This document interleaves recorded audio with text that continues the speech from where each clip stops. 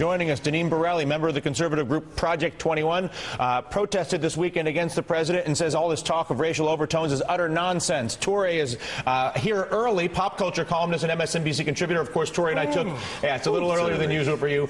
Remember, Torrey and I took the intuitive analysis test, the IAT test, to see whether we had an underlying preference for black or white people. We both do, so you should be warned. He has a moderate preference for black people. I have a moderate preference for white people. We're both working on getting to flat. I love everybody. Okay? I'm not working on getting flat. Until you take the test, he's not even working. I am. Yeah, you enjoy that. Jonathan Capehart, Karen Finney, also here. Deneen, I'm going to begin with you. You say this talk of race when it comes to the Obama protest is utter nonsense. How do you see it? I do see it as utter nonsense. First of all, the American people are outraged about the policies that are coming out of this current administration. What? Cap and tax. They're outraged cap and trade, about you mean? Cap and trade. I call it cap and tax. Okay. It's a tax on energy. It's but let's use their names. Prices even higher. I understand. We'll come back to the debate, but if we're going to talk about things, we have to take whatever. They get to choose the names. We get to choose the debate. But I don't want you picking names for things that don't exist. The spending, the budget, the deficit. So let's stop on that. So the banking thing, which is the biggest one, right? 14 trillion at the Fed, $7 trillion at the Treasury, $2 trillion at the FDIC, another few hundred billion that went into the banks themselves. Right. That was all created under George W. Bush last fall. I don't agree with that coming out under him either. I'm not standing up for either one of them. Okay, so I just want to be clear. I just want to make sure that as we have these debates that we're having a real conversation. Well, let me finish. Hold on. No, I'm not holding on. I'm not holding on. The policies are very important, but race has mattered for 400 years, and suddenly it just doesn't matter? Well, Obama was elected president not just by black votes. He got there on the votes of the American people. So are you telling me that all of a sudden the Americans are waking up and saying that, oh, he's black and I don't like him anymore? That makes no sense. It's about the policies, and it's about the fact that he is harming the American people with the policies he is putting forth. Deneen, look at me, because I'm the host. If you could just hold on 1 second, I'd appreciate it. I understand. He was being impolite. Well, I'll take care of him later. So, policy is the banks, first off, which is Clinton, Bush, and Obama perpetuating those policies. Do you agree with me with that? They were all involved in it. But Obama has perpetuated. He didn't create the bailout, right? The bailout was done. He lit the match under. No, he did not. No. How did the president who was elected in November light the match under something that was? Let me finish, please. That was a law passed in 1999 and a policy that was instituted in September of 2008 when he wasn't the president. How was that? How did he light that match? As I said before, I didn't agree with the policies that were put forth under the Bush administration. So do you accept that the financial bailout policies, that Obama, if he's guilty of anything, it's the perpetuation of policies that were created under Bush and Clinton? Do you agree to that? Say it again.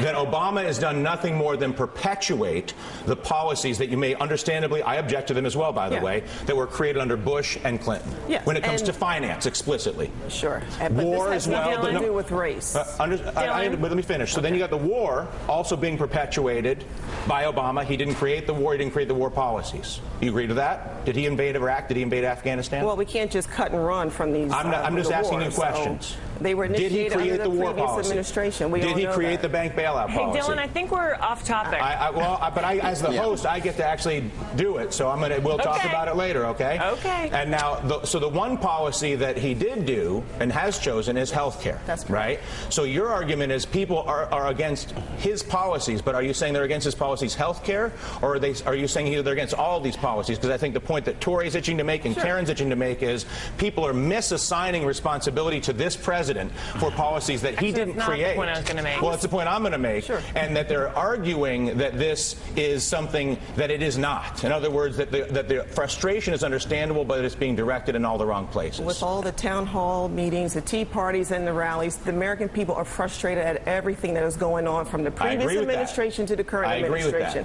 And these policies, as I say, are the problem. It has nothing to do with Barack Obama's race. Otherwise, he would not have ended up in the White House if it was about race. Now, Torrey, go ahead. Well, I mean, at that point, I think there are millions of Americans who enthusiastically embraced a black man or were proud to do that and embraced him as a man, not because he's black. There were millions of Americans who voted against him. And I think that to think that 400 years race mattering and people feeling like white people should be in charge. But you're not answering her point. Her point is that there are meaningful policy changes in this country right now that were instituted under George Bush, laws that were created under Bill Clinton, Karen Finney, that have people very upset Now, they may or may not have anything to do with the way they relate may have something to do with race, but how do you separate the real frustration with policy, Karen, from real issues like race and all the rest of it? How do you create the separation? Here's the thing. I think this is a total oversimplification of what's happening here, because what's happening in our country is very complex. We are in the midst of a major shift, both in our economics and ethnically.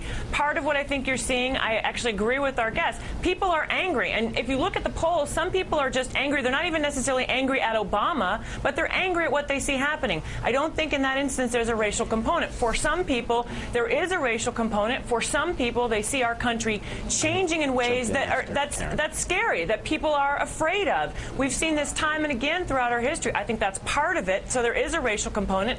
Part of it, though, is the same kind of smear tactics that we saw during the Clinton administration. Part of this is we have a Democratic president and a very strong right wing that has made it their mission to take the president down. So I don't think it's as simple to say it's just race or it's just the policies. Right. I think it's a number of factors. I completely agree with you, Karen. Jonathan, I've run my clock here.